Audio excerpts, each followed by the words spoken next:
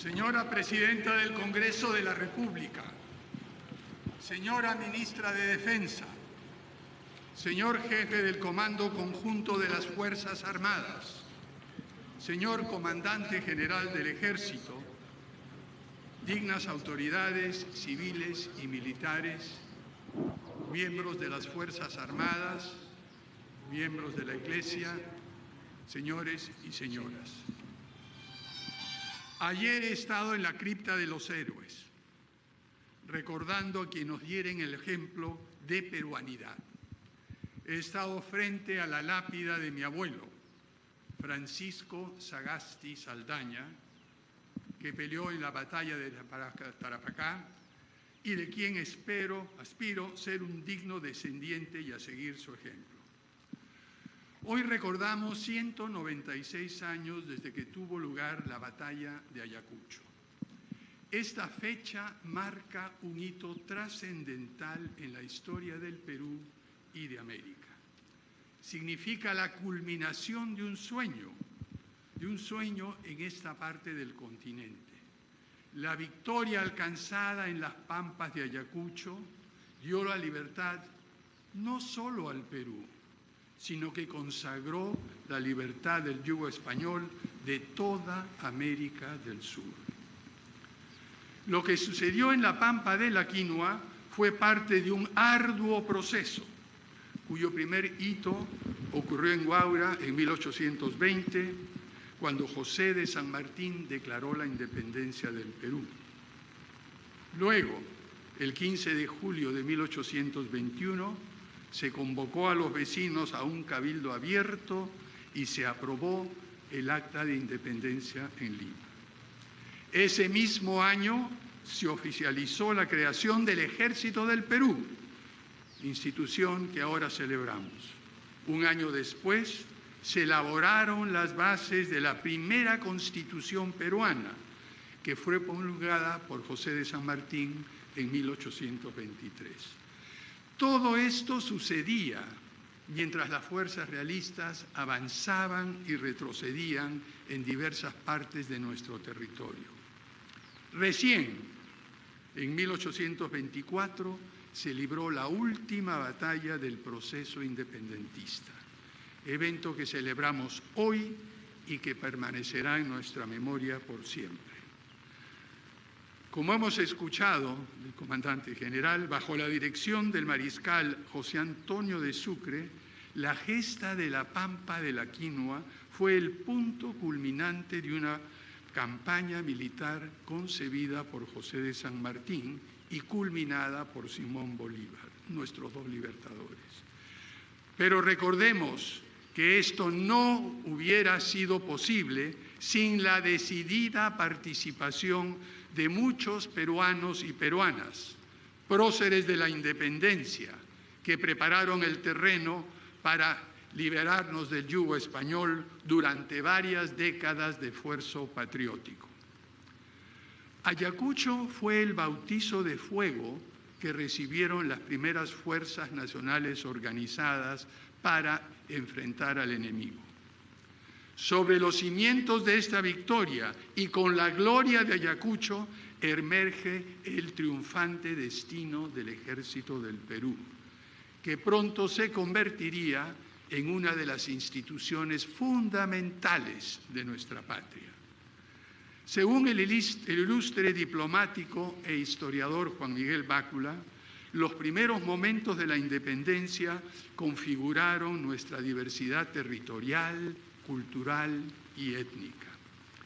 En esos años empezaron a conformarse también las instituciones fundamentales que cristalizarían nuestra identidad y nuestra nación. Me refiero al Ejército Nacional y al Servicio Diplomático Exterior. Es así que desde el inicio de nuestra vida independiente, el Ejército se configura como un crisol de peruanidad, una síntesis de nuestra esencia nacional, una peruanísima institución que no olvida las importantes tradiciones de su historia militar. en este espacio de encuentro entre peruanos y peruanas, de todos los rincones de nuestro país, que son las Fuerzas Armadas, se han unido el conocimiento, el aprecio y el respeto mutuo entre todos los peruanos y peruanas. Dan así un claro ejemplo de cómo se construye una identidad nacional pluralista, integrada y en continuo despliegue. Desde 1928, por disposición del presidente Augusto B. Leguía, el 9 de diciembre se celebra el Día del Ejército del Perú, conmemorando el triunfo de batallones peruanos sobre las fuerzas realistas españolas en la batalla que hoy recordamos. Esta es una ocasión propicia para rendir homenaje a aquellos hombres y mujeres de nuestras Fuerzas Armadas que han luchado y que siguen luchando sin tregua para cimentar una patria libre y soberana de la cual hoy gozamos. A lo largo de nuestra historia, luego de la infausta experiencia de la Guerra del Pacífico, el Ejército del Perú solo ha obtenido triunfos y victorias en el campo de batalla, tal como se nos ha recordado esta mañana. Las campañas de 1941, pero empezando con la Pedrera en 1911, 1941, 1981 y 1995, por mencionar algunas. Pero también en el frente interno, en la lucha contra el terrorismo y por la pacificación nacional. Debemos reconocer claramente que gracias a su esfuerzo, compromiso y sacrificio podamos vivir hoy en paz y libertad. Por todo esto, los peruanos y peruanas debemos sentirnos orgullosos de nuestro ejército. Pero el ejército no es solo protagonista de hechos victoriosos en las armas, sino también de acciones que le han permitido integrarse más con la sociedad. Articula sus acciones con la Marina de Guerra, la Fuerza Aérea y la Policía Nacional, con los gobiernos locales y regionales y con las instituciones y otros organismos estatales, actuando siempre en forma conjunta con el sector privado y las organizaciones de la sociedad civil. Como hemos escuchado, realiza trabajos de apoyo para el desarrollo nacional, acciones cívicas humanitarias. Es clave en la gestión de riesgos de los eventos naturales que se convierten en desastre por la inacción o por la obra de los seres humanos. No hay desastres naturales, hay eventos naturales que nosotros dejamos que se conviertan en desastre. Y además de eso, nuestro ejército continúa aceptando nuevos desafíos. Durante los 10 meses de la declaratoria del estado de emergencia nacional por causa de la pandemia, el ejército estableció estrategias de apoyo a la conducción de actividades militares de lucha contra la pandemia del COVID-19 y en apoyo a la Policía Nacional del Perú. Entre otras actividades, participó en el grupo de trabajo Te Cuido Perú, brindó asistencia a las personas afectadas con el coronavirus y fue parte del equipo de implementación de las operaciones Taita, que brindan atención a la población más vulnerable. El Ejército ha desplegado, entre la Fuerza Operativa y otros medios de apoyo, más de 60.000 efectivos en el nivel nacional, incluyendo el histórico llamamiento de la Reserva Orgánica. Ha ejecutado además acciones cívicas y de apoyo a entidades públicas y privadas, tales como la distribución de alimentos a lo largo y ancho del territorio nacional. Ha realizado también, y eso lo sabemos todos, trabajos de apoyo al Ministerio de Salud y a ESalud en el traslado de personal de salud, medicinas, equipos médicos, kits de pruebas de COVID y balones de oxígeno.